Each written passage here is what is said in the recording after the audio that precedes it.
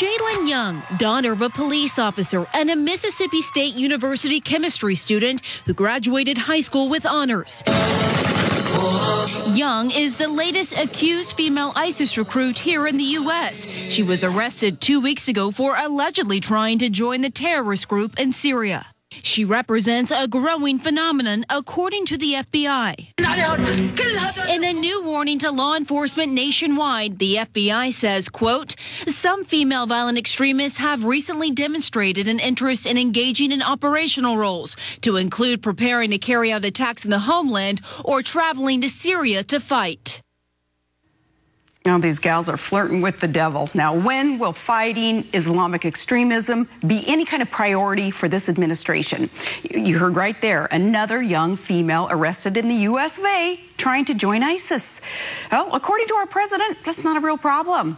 So why is it then that the FBI is warning of the rise of American women supporting this Islamic death cult if it's not a problem in America? Thankfully, we have joining us former CIA operations officer Claire Lopez. Claire, how seriously should Americans take this threat about this growing number of female recruits to ISIS? Well, Governor, it's a real pleasure to be with you. And I think we need to take the threat very seriously. What we're looking at is a phenomenon of individual jihad. And in that sense, what we're talking about is the call to Muslims within our population already living among us to take that next step of devotion on the pathway to jihad. Now, the draw for men as well as for women is to be part of something historic, part of something that fulfills the hopes and dreams of hundreds of millions of Muslims around the world, and that's the recreation of the caliphate, which had been abolished back in the beginning of the 20th century. And so there are other motivations as well. Some of these young women think that they're going off for romance, for adventure. But the bottom line is that these are devout Muslims, some of them converts, who want to be part of something big. And Claire, hearing your take on this is so valuable for America because of your background, all of your expertise. Your perspective on this is really important. I would like to know specifically, in your opinion, again, about the women. ISIS and many in the Middle East, they treat women horribly. And a lot of these young ladies being attracted to this, they're not stupid. What is it that they're thinking when you consider how horribly they're going to be treated?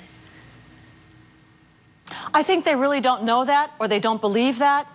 They do believe the propaganda that's pushed out over social media, the Facebook pages, the Twitter accounts, and every other Instagram and everything else. They really think that they are going off to fulfill their destiny as Muslims, to be part of building the new caliphate. That's what they're answering. That's the call they're answering to jihad. And then again, as I said, some of them are lured by promises of romance and you know, wonderful lives and adventure. Those are also motivations. But the bottom line is these are Muslim women hoping to be part of something historic. We talked the other day about it looking like Turkey will pledge to fight ISIS. They're going to do more. We know that that is important. Why specifically is it important, though, for Turkey? More importantly, why don't we get more involved and destroy these executioners hell-bent on jihad and the caliphate? Well, Governor, I would take a little bit of a different perspective on this one, too. And that is that in the region that we used to call Syria, used to call Iraq, you have the continuation of what is now over a 1,300-year conflict, intra-Islamic sectarian conflict between Sunni jihadis and Shiite jihadis. The entrance of Turkey into this field of battle has more to do with its objectives of overthrowing Bashar al-Assad and his Damascus regime than it does any interests of ours, which would be more to the point of destroying the global jihad movement. Now, the fact that Turkey is allowing the United States to use air bases is a good thing, to take off from those air bases in Turkey and mount airstrikes against the Islamic State in the former Syria.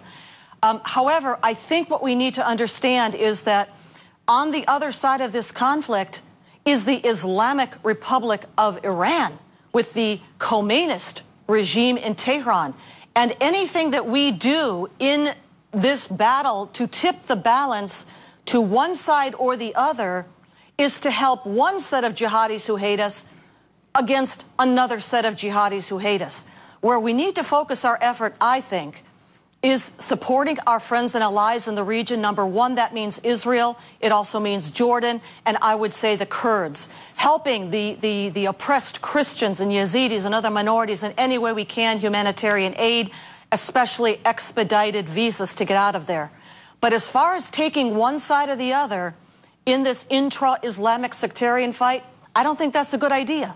Elsewhere in the world, where Shiites are not already squared off against the Islamic State, by all means, we go all in to help fight against the Islamic State. But there in the former Iraq and former Syria, let them fight it out, and we help our own, and we help our friends. I so appreciate learning that from you, Claire, because I heard, the other day, all this hoopla about Turkey, thinking, what is the significance of that? And hear your explanation. It certainly helps clarify that. I want to know, too, how successful are we in this? It seems to be a dangerous situation that we're in when we hear the Pentagon's Inspector General say they're investigating intelligence reports that have perhaps been skewed to make the ISIS fight look better for the U.S. What do you make of these reports?